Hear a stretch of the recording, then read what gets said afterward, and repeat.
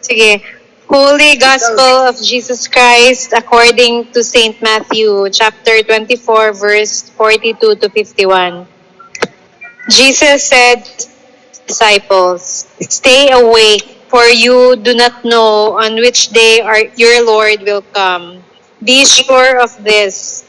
If the master of the house had known the hour of the night when the thief was coming, he would have stayed awake and not let his house be broken into. So too, you also must be prepared. For at an hour you do not expect, the Son of Man will come. Who then is the faithful and prudent servant whom the master has put it in charge of his household to distribute to them their food at the proper time? Blessed is the servant whom his master on his arrival finds doing so. Amen, I say to you, he will put him in charge of all his property." Mana? The Gospel of the Lord. Napa. Wala pa di ay. But if that wicked servant says to himself, "My master is long delayed," and begin to beat his fellow servants and eat and drink with drunkards, the servant's master will come on an unexpected day and at an unknown hour, and will punish him severely and assign him a place with the hypocrites, where there will be wailing and grinding of teeth. The Gospel of the Lord. Praise be to the Lord Jesus Christ. Okay. So, atong discuss. Makita nato mga igsoon nga ang atong kamatayon we will never know. No? When he said, "The day of our Lord will come in an unexpected moment," it is actually our death. It could also mean the second coming of our Lord, pero dugay pa man to, ang sure gyud nga moabot sa ato ang atong kamatayon. No? So ang uban, more focus sila sa second coming, hadlok sila nga di lang sa unta, pero wa sila kabalo, nalimtan nila ang ilang kamatayon nga it will come anytime. So it's more on our death.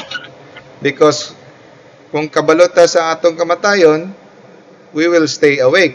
So actually, this is also shows nga blessed are those who knows that their hour is near.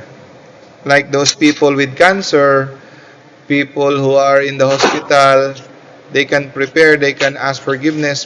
But what if ang atong death are sudden? No? So mao na ang atong i-reflect. And then, who then is the faithful and prudent servant whom the master has put in charge of his household? So, ang pinaka-importante diri nga line, to distribute to them their food at the proper time. So, mo ni, to distribute to them the food at the proper time. Meaning, kita tanan, we are put in charge of this household. In this world, all of us, our stewards of the blessings sa nga gihatag sa ato as sa Ginoo. We have been given, ang ningon to sa Deuteronomy, we have been given the ability to create wealth and all the blessings that God is for us to share. So tanan natong blessing, we have to have an accounting ta ni Lord kung giunsa nato na. So kung ang atong tubag for my own benefit lang, delikado ta. Because ang sayang gisulti dire, He put us in charge of His property to give food at the proper time sa ato mga igsuon nga naglisod. No? We have to share. This wealth of ours is meant for sharing and not for ours alone. So before our lives will end, dapat ato kanang nagampanan ang responsibility nga iyang gihatag sa atoa as responsible stewards. No? So, sige tagsulti, munang ingon nga hell is paved with good intentions. Unsa may meaning anang hell is paved with good intentions? Kanang yung kanang motiguang na lang ko maghimo og charity, motabang sa pobre, motabang sa ministry. Daghan tag mga good intentions. We like to do this, to do that. We are merciful in our heart, pero tama lang sa heart. Wala na materialize. Tama lang sa good intentions. So, good intentions are not counted. It should be materialized.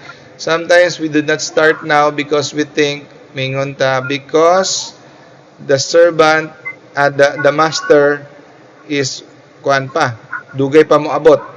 My master is long delayed. Mingon siya, no? So, kani, extreme naman po ning they beat his fellow servants. Even if you don't beat your fellow man, but if you are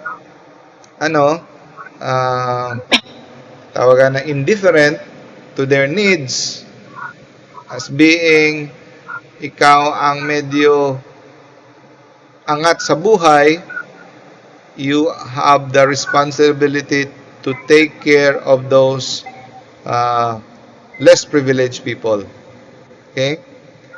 And I will punish them severely and assign him a place with the hypocrites. So what are hypocrites? Those who do not practice what they preach, those who do not practice what they claim to believe, where there will be wailing and grinding of teeth. So it signifies hell.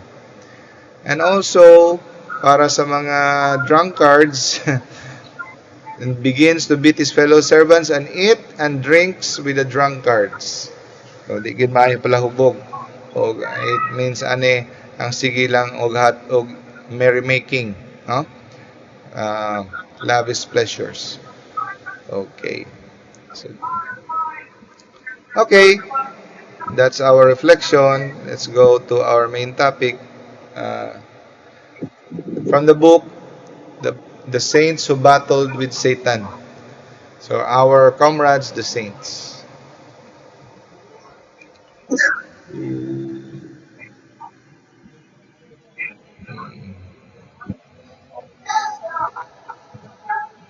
The life of man upon earth is a warfare. Nindot biya kung ang atong mentality is warfare.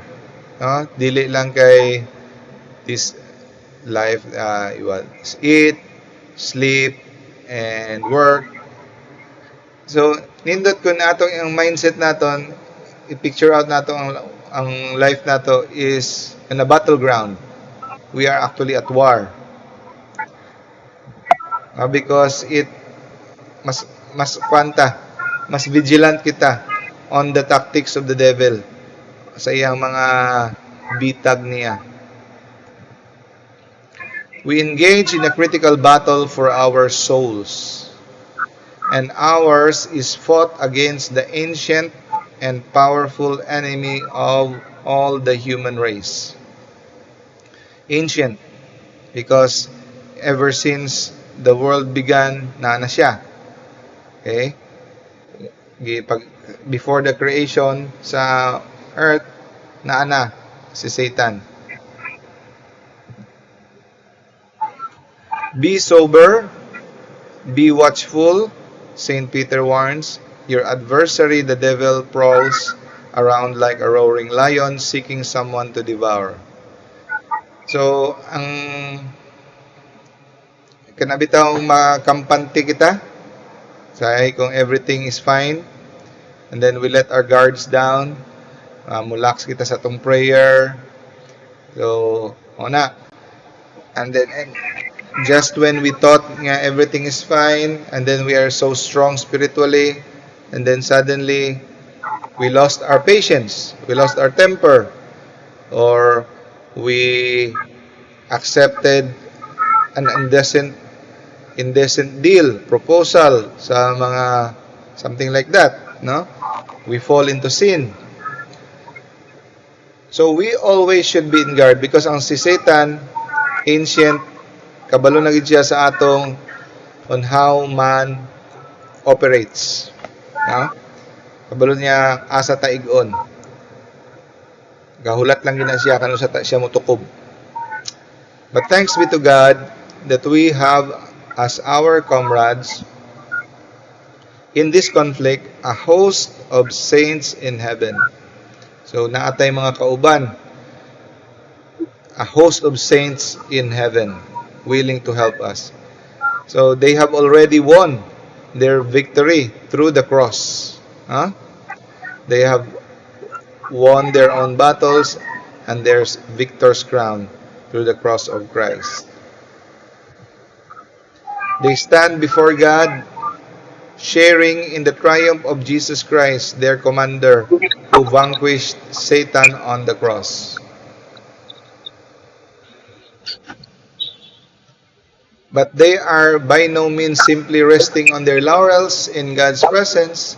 As members of the church triumphant, they are eager to assist the members of the church militant. Militant. We are the church militant. So, ang simbahan mga igsoon have three segments. The church triumphant, muna sila. The church militant, kita, mga buhi pa. And unsa ang third part sa church? The church suffering. So, tulo. Church Suffering. Church triumphant, church militant, church suffering. So that is why sa misa, the sacred host, the consecrated host is divided into three. The first part is offered to the church triumphant, church militant, church suffering. And the church suffering are the people who are in purgatory.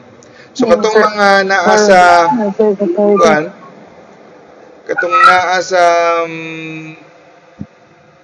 tawagan sa langit, wala na sila nagpaharuhay dito ng higda-higda lang kay daog naman sila tuwa na sa langit. No. They are still very much involved in the war and they help us. They assist us in our war against the devil.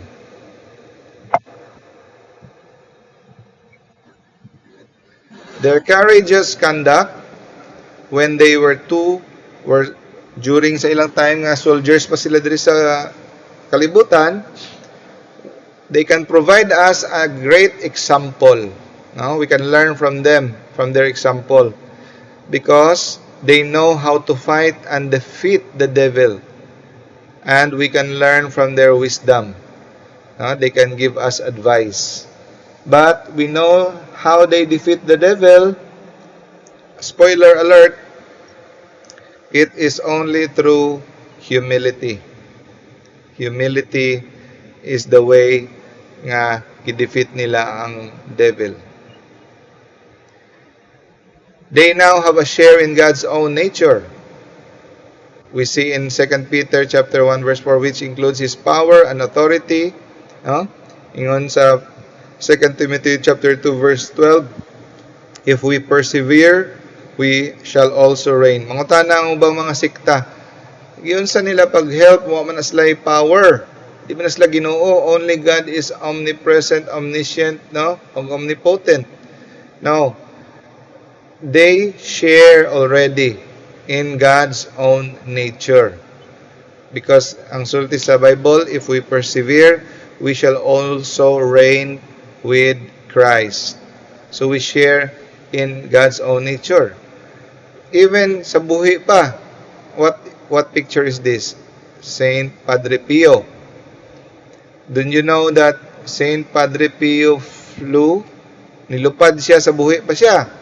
During Second World War, bubahan unta ang ilahang monasteryo sa mga British Air Force because abi sa mga British Air Force na ay mga German encampments. Unsay gibuhat ni Padre Pio, nilupad og iyang gitagbo ang mga British bombers. Iyang gi-wave to mapalayo mo, dili mo dire, no? Nya buhi pa na, galupad na. Nagabay location, makabuhi og patay. Si Saint Vincent Ferrer mobuhi og patay. Si Saint Joseph of Cupertino mo float mag-pray. They already manifest great powers while buhi. Unsa na lang kaha nga naa na gid sila sharing God's own power, God's own nature. They are able not just to intercede for us, dili lang kay intercession ng ilang buhat, but they can directly engage the enemy effectively on our behalf through the divine power that they share. In this picture, this is Saint Benedict, no? So one of the greatest exorcists of all time. That is why daghan tag mga sacramentals using Saint Benedict. This one is a Saint Benedict's ring, no? Benedict's medal, cross. So together, under the leadership of Christ, our commander, the Church Triumphant, the Church Militant make up an army. So the combination of the Triumphant and the Militant kita make up an army. Plus napay third division, all the angels, no? All the angels. Samot. For the incarnate word is our king, who came into this world to war with the devil. So Jesus came. Unsa may gisulti dito sa Annunciation? You shall name him Jesus, and he will save his people from their sin. Tanawa. Sin gyud ang iyang target, because sin is the effect of the evil one. So he came to this world to war with the devil. So not to have a good feeling, love one another, I don't care if you sin, I love you still, like that, warm fuzzy feeling. He came to do battle, to destroy the powers of darkness, no? Because behind that sin is diabolical nature. And he conquered it not through sword, not through armalite, not through earthly weapon, but through humility and suffering. So Jesus said, wherever the master is, there would also be the servant. So be ready to accept the cross. Jesus said, if you want to be my disciple, you should deny yourself, take up your cross, and then follow me.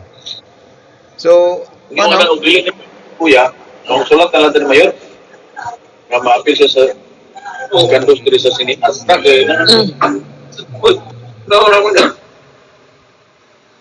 So, ironically, when we think of battle, we think of unsa nang ang mga sophisticated weapon or ang atong mga macho bravado nga mga stance. Pero lisod huna-huna ano? Nga it is through suffering di ay nato ma-defeat ang yawa. It is through suffering and humility. Murag counterintuitive siya. That's it. Yeah. Munang ingon ng Ginoo, lisod gyud agi sa dalan, because narrow is the way to life, but broad is the way for destruction. Because we have been brainwashed in movies, in storybooks. It's always, we have to fight with pride, hindi kita palupig. Pero here, our Master is setting us an example on how to defeat evil by humility and willing to suffer. So, kinatanan, we serve one King and follow one banner, Jesus. And all of us are pursuing one enemy, no? And are being crowned with one victory. So, ang atong warfare is not just a personal interior struggle, our personal wars to ward off temptation, nga para we become victorious against mga atong mga weaknesses, ang atong struggles against sin. Dili lang na siya. But it is also to help our fellow Christians. No? Kaya our conduct on how we behave in this spiritual battle makes a critical difference in the outcome of the wider battle. So it is important that atong i-secure ang atong self, ang atong interior personal struggles, because it will make a critical difference in the outcome sa battle. The devil assaults his foes not just through extraordinary preternatural attacks, but through common temptations, both powerful and subtle. So, dili lang sa mga preternatural attacks like haunted houses, demonic oppression, possession, infestation, obsession, dili lang kay mangyana, no? But through mas delikado ning subtle, to be entertained in chismis, to accept bribes, vote buying, and many other subtle nga mga sins. We can observe how the saints have used prayer, fasting, the sacraments, sacramentals, the scripture, and other spiritual weapons to resist our enemy. Ingon sa St. John Chrysostom, fasting of the body is food for the soul. So, unsay pagkaon sa kalag, aside from the Eucharist, fasting. Counterintuitive na pod. Imbis nag-fast na hinuon ka, pagkaon na hinuon siya. So, kung gusto daw kang pakanon ng imong kalag, fast ka og food. Dili fast food dili basi mga adto na hinuon mong fast food. So, you will fast of food. That is why, ang mga serious good nga mga exorcist, before deliverance sessions, deliverance exorcisms, they really fast. No? Muna ingon ni Father Bing Aliliano katong exorcist nga before the exorcism, nagkaon pa siya pork chop. Gisipa lang siya sa babae nga 16 years old nga perting niwanga. Layo kay ang giluparan. No? And we can discover how the virtues they cultivate, itong mga saints, protected their souls as a sturdy armor against diabolical temptation and attack. So, mo na nga itong aim to develop virtues. No? So, when we pray, pag-abot na to sa part nga, give us this day our daily bread. So, we ask for the bread of heaven, the Eucharist, and that is the part that you ask, you pause, and you ask for spiritual gifts, virtues. Dapat mo develop tawag virtue. So, you ask for the 3 theological virtue, faith, hope, and love.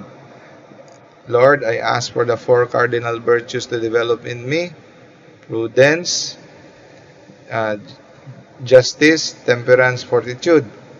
Lord, I ask for the 7 gifts of the Holy Spirit: wisdom, understanding, knowledge, counsel, fortitude, piety, fear of the Lord. No?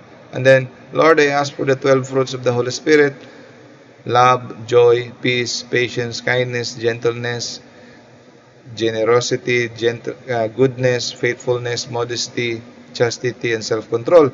So, natoy kuan, natoy religious sister na nagsulti sa kay saint, nalimot na ko sa isa ka saint.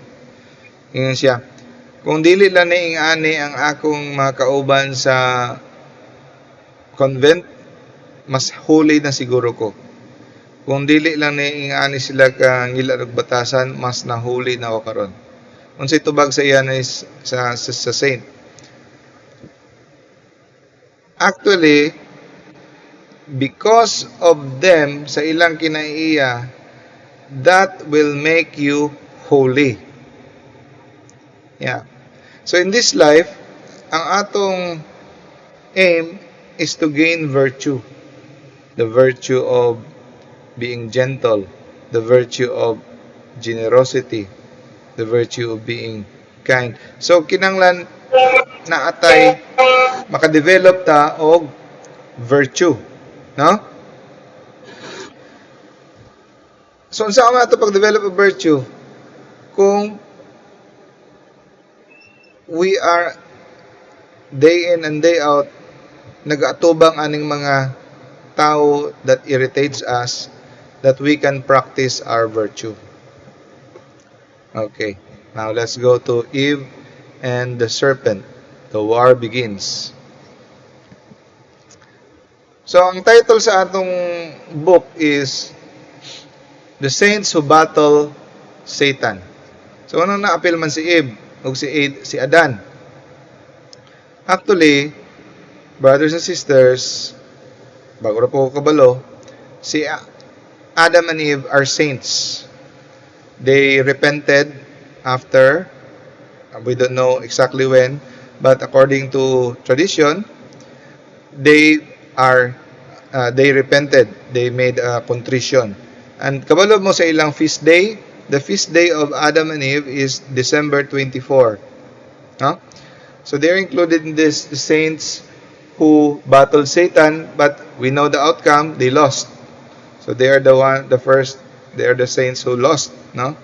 And we can learn from their experience, why they lost. So she is innocent, untainted by sin. Wala siya'y sala.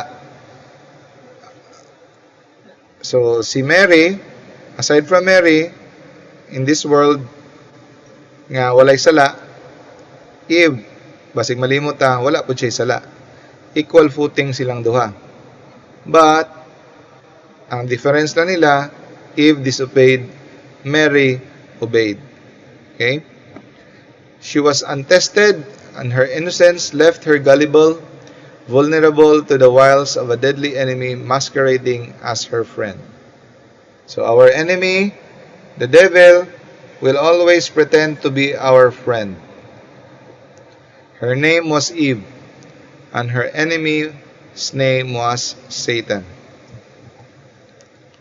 So along with Adam, the Catholic Church, by ancient tradition, recognizes Eve as a saint, and the traditional liturgical feast of Saints Adam and Eve has been celebrated on 24 of December. Okay. So Eve and her husband Adam were of course the first parents of the human race. They were created by God in His own image, and God expected for them to love Him in return. No? So kabalo naman ta, gitagaan sila sa supernatural gift of sanctifying grace. Meaning, ang life ni God flows through their soul. No? They are free from disordered desires. They have complete control of their passion. They are free from suffering, sorrow, and death, and they have sanctifying grace. So we know that there happened an angelic rebellion. Si Satan, who used to be Lucifer, meaning the light bearer, he was mighty and brilliant and beautiful. It's a pure spirit, made by God, good and splendid with the gifts. Pero si Satan rejected that destiny. He had chosen instead his own defiant path in an attempt to overthrow his creator and make his place. So grabe si Lucifer, gusto niyang i-overthrow si God. Ano niya mangunahuna ta, how can a creature even dare to think to overthrow the creator? No? We might ask, could a few grains of sand on the seashore ever hope to subdue the ocean? So the answer is because that's what pride will do. Mo nang lesson natong ma-take home tonight. Ang pride can cloud our judgment. Even si God, who is the creator, because of the pride of Lucifer, it clouded his mind. He really believed nga ma-overthrow niya ang creator. Unta, bright man siya, full of intelligence, but because of pride, that's what pride can do to us. That is why, tingala ka na yung mga tao nga, bulag man gini siya sa katotohanan, oy. Murag kuhito na lang gini siya sa katotohanan nga, nagkabuhol-buhol na yung kinabuhi. Anong ianay mangyapon? Don't be surprised. That's what pride can do every time. No? You'll become blind. Just like Lucifer. So these unclean spirits, now the devil and his demons, had no possibility of repentance. Usa ka CFD. Di na daw siya mag-CFD, mag-atheist na siya. Isa sa mga pangutanan niya sa ako is ngano daw nagatudlo si God nga to forgive your enemies, but he cannot forgive Satan. His enemy Satan, he cannot forgive. So he is not practicing what he preached, to forgive our enemies. The answer is, God is always ready to forgive. But it is Satan who is not willing to repent. Why? Because according to Saint Thomas of Aquinas, the angelic mind works different with people. Kita nga mga tao, we usually change our minds. Feeble ang atong mind, we change our mind. But angelic minds never change their mind. When they set their will upon that decision, it is eternal. And if being asked daw si Satan if he will repent, he will say, I will never repent and I will never regret my decision.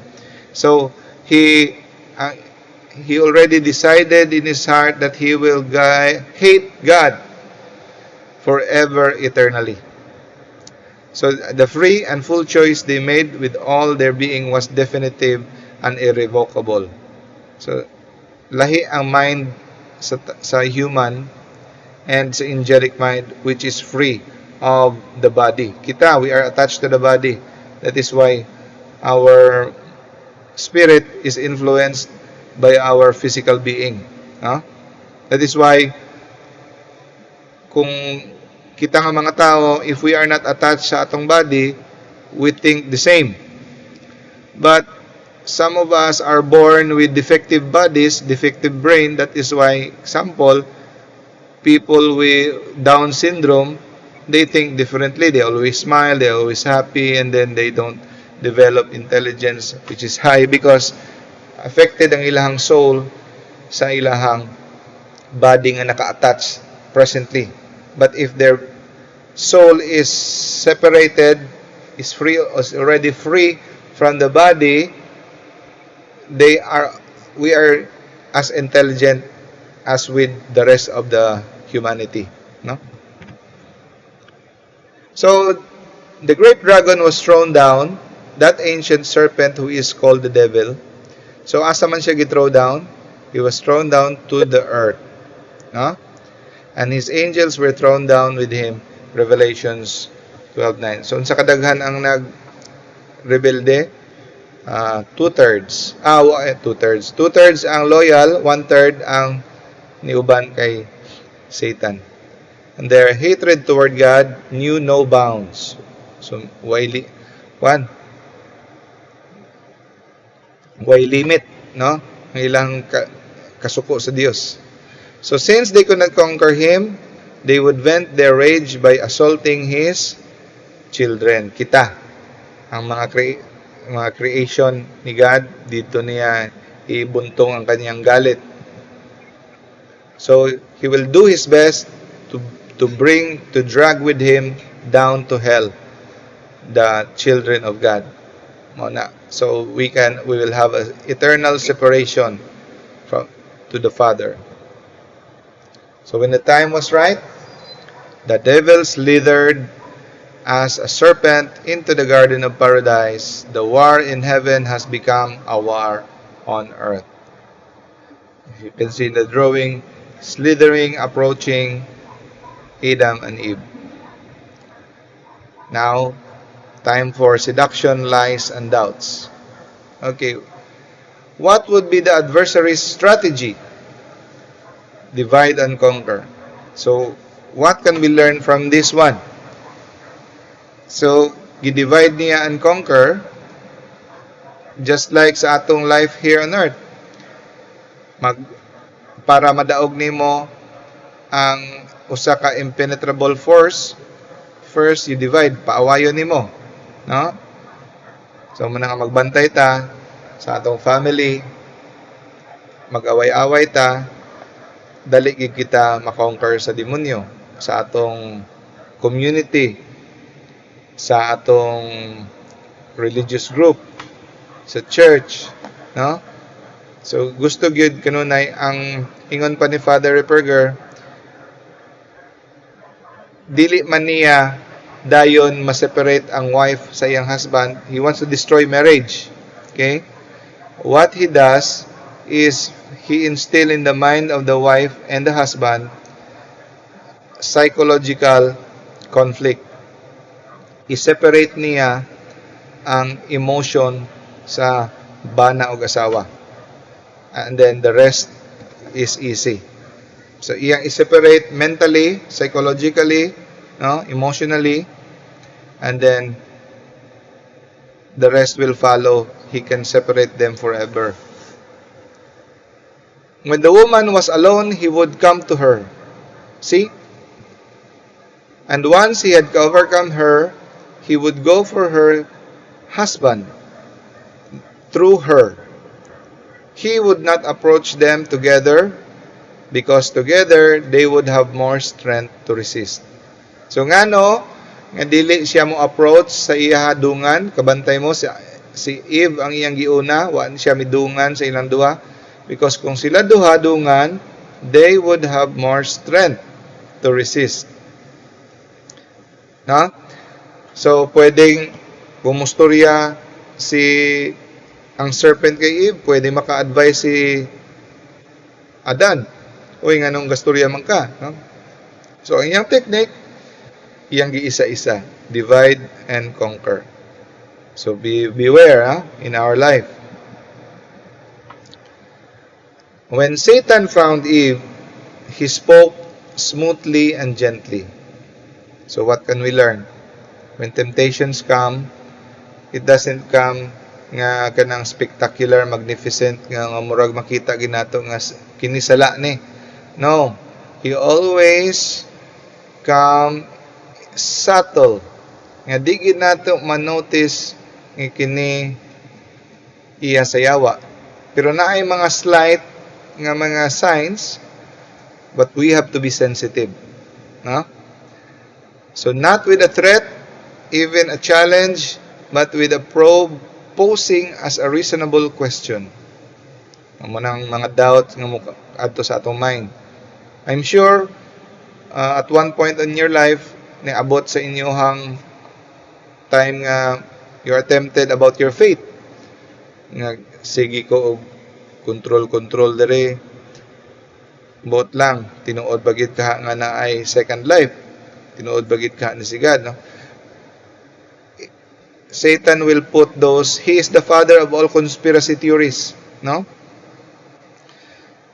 Did God say you shall not eat of any tree of the garden? Kabalo ka unsay mga starting statements sa mga fake news? These are the information the school don't want you to know. Di ba ang tao may interest dayon? Mao ni ang mga information nga dili gusto sa mga history books makabalo. For example, klaro kaayo nga si Marcos is gisentensyahan og plunderer.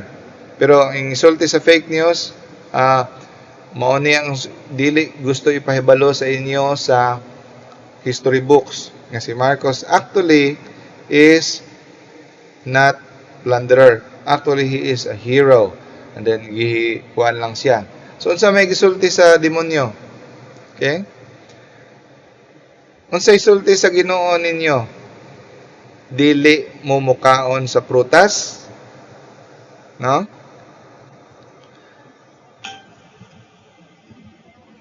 Satan planted doubts in her mind. So, ang iyang sulti, mauni ang dili gusto ipahibalo sa Ginoo sa inyo. No? Himo siya conspiracy theory. Actually, ang tinuod, di mo mamatay. Muna. So, God is a liar. Okay. So, ni-reply si Eve, of all the trees we can eat, except one, the tree of the knowledge of good and evil. If they ate from the tree or even touch it, God had warned they would die. So unsay notice nato diri? Knowledge, the tree of knowledge of good and evil. Kung nimo tanawon sa may daotan ana, tree of knowledge of good and evil. Makabalo ka unsay maayo o unsay dili maayo. Unsay daotan ani? Daotan ni mga igsoon because before evil came, everything was good. You don't have to learn good from evil because everything was good. Like this child, she is innocent. She will just become bad when she watch TV, when she hears the parents lying, bad example, learn from her friends. A child is innocent until she will learn bad things. No? So, ingana pod, si Adan o si Eva, dili na nila mahibaw-an ang daotan kung wala nila gipasulod ang daotan. They don't have to learn. Muna, sa may atong learning dire. Kadong mo nang uban musulti nga, o mas maayo gid nang nakaagi o binugoy-bugoy sa una. Kung wala ka nakaagi sa bugoy-bugoy sa una mga bisyo, no, dili ka mo successful sa life, di ka maayo nga, dili ka mo kabalo, mudala sa imong kinabuhi. Wa makakabalo. Saan nimo pagkabalo sa maayo kung wa ka katilaw sa daotan? O, di ba? Kadungog mo ay nga na. So, mo ingon pang uban, mas maayo gid nang makasulay ka og boyfriend o naka-experience gid ka og ang uban ngani premarital sex. No, kay at least makabalo na gid ka unsay kalimtan. That is wrong. No? That is wrong because actually sa deliverance and exorcism, example sa premarital sex, if you sin, if you violate the virtue of chastity with a person, premarital sex, you will have a soul tie.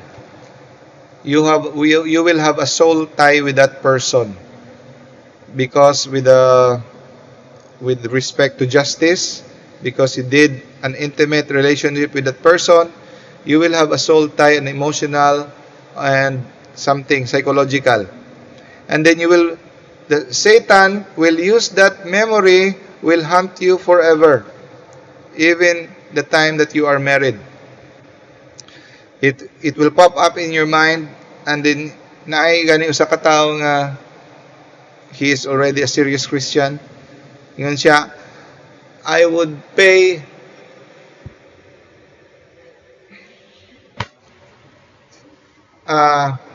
kung sa kwan pa, willing ko mobayad og pila ka billion of dollars, mawala lang ning memory sa akong mind.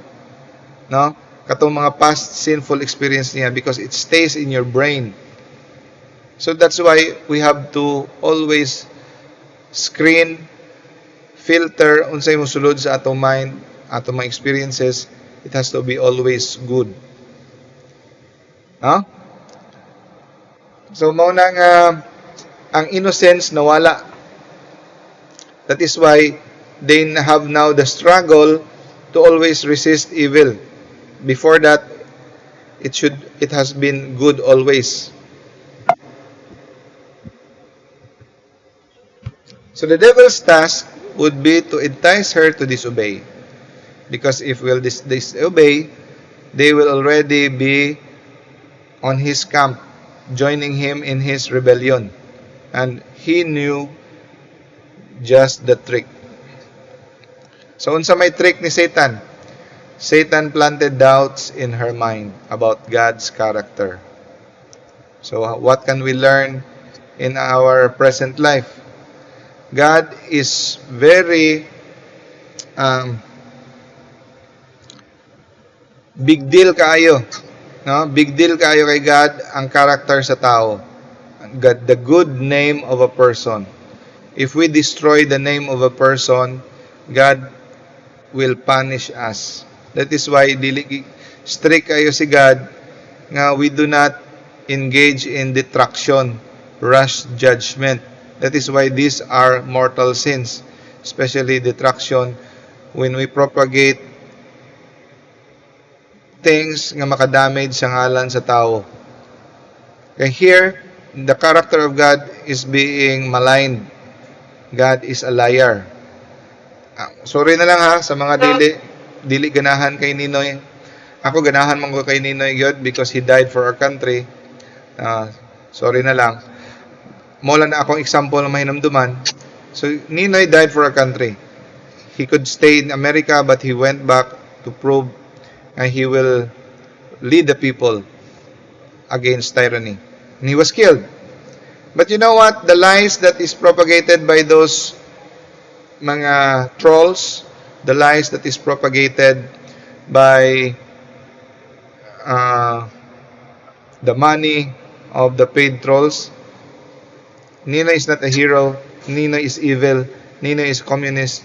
So, the good name of this person who died for the country now has been tainted, and a lot of people believe this lie, and this person who's to be a good person, who sincerely bled, gave up his life for his country, now in the minds of people he is a bad person, he is an evil person. See how an image of person will be destroyed by putting a seed of lie on the doubts of the mind of people. No? So, mo nang ka-distracted. So, that's how Satan works. He planted doubts in her mind, conspiracy theories. No? God is a liar. Satan is the father of lies and the greatest liar of all. He is called the deceiver and the manipulator. So see, ang motto ni God, I am who am.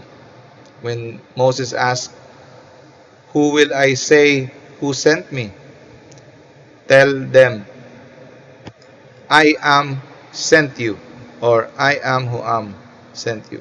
And the motto of Satan is, I am who I am not.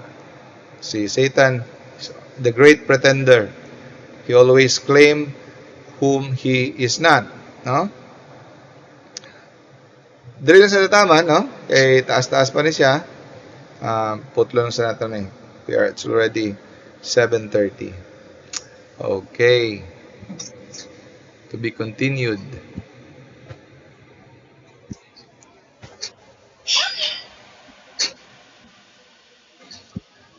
So, hello everyone. Sis Linda. Hi. Sis Terry. Hi, Doc. Hello. Good evening. Good evening. Maayong gabi. Maayong gabi. Maayong gabi Tita S. Si Sis Agnes.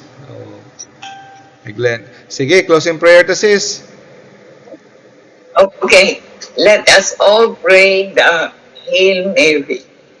In the Father, and the Son, and the Holy Spirit. Amen. Hail Mary, Mary, full of grace, the Lord is with you. Blessed are you among women, and blessed is the fruit of your womb, Jesus. Holy Mary, Mother of God, pray for us sinners, now and at the hour of our death. Amen. In the Father, and the Son, the Holy Spirit. Amen. Okay. Thank you. Thank you, Sis.